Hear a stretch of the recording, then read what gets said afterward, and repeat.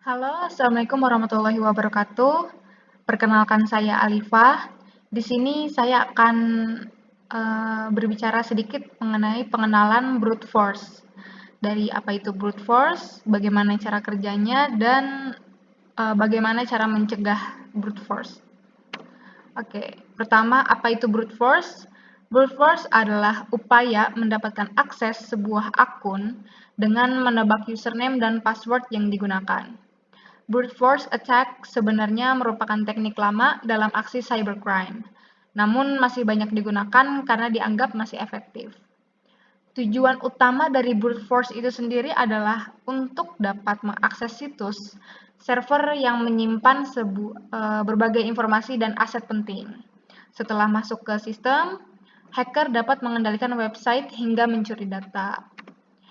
Lalu bagaimana sih cara kerja dari brute force? Di sini ada 5 metode brute force attack. Pertama, metode sederhana. Pada umumnya, hacker akan sekedar mendebak-debak password yang mungkin dipakai pada akun target. Metode ini cukup sering berhasil, terutama pada akun yang tidak menerapkan batasan login. Hacker bisa mencoba kombinasi username password sebanyak mungkin. Lalu kedua ada metode kamus. Berbeda dengan metode sederhana, pada metode kamus atau dictionary attack, hacker telah menyiapkan sekumpulan password yang paling memungkinkan digunakan. Jadi bukan asal mendebak. Jadi di sini sudah ada daftar password yang disiapkan, lalu hacker akan mulai mengeliminasi setiap daftar yang telah dicoba dan gagal. Artinya, hanya kombinasi password yang sering digunakan saja yang digunakan sehingga lebih efisien dalam menjalankan aksinya. Lalu yang ketiga adalah metode hybrid.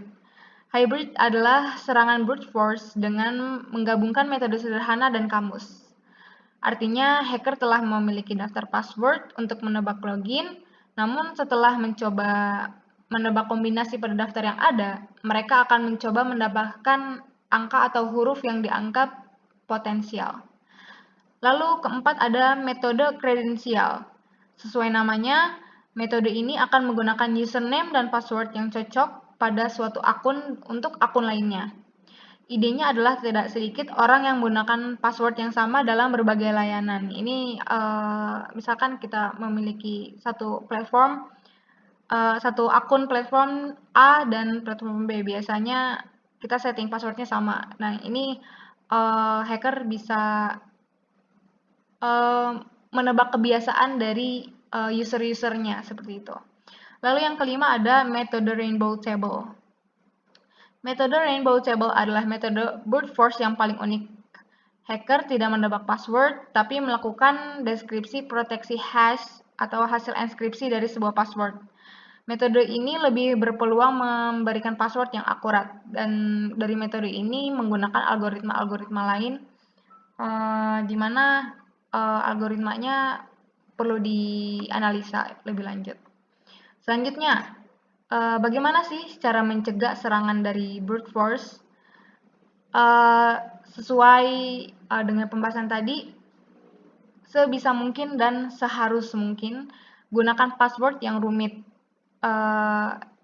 Sekarang jangan gunakan hanya kombinasi angka dan huruf, tapi gunakan juga kombinasi dari angka, huruf, dan simbol. Dari simbol ini sangat memungkinkan untuk hacker lebih sulit menyerang. Untuk hacker lebih sulit mengetahui password kita. Oke, selanjutnya manfaatkan CAPTCHA pada login di website. Karena CAPTCHA ini bersifat objek ya, bersifat sehingga robot tidak mengetahui apa objek tersebut. Contoh, kita memiliki ada 2 jenis tangga yang dimana hanya manusia yang bisa mengenali jenis tangga apa yang ada di dalam gambar itu, sedangkan robot itu tidak bisa mengenali. Lalu ketiga, manfaatkan fitur two-factor authentication.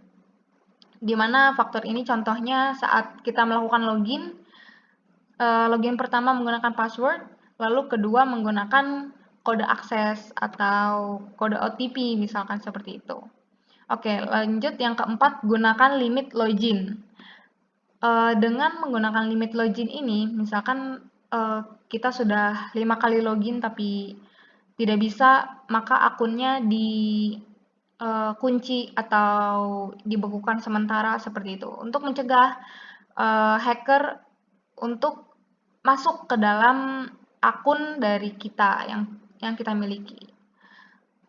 Sekian dari presentasi mengenai brute force dari saya. Semoga bermanfaat. Wassalamualaikum warahmatullahi wabarakatuh.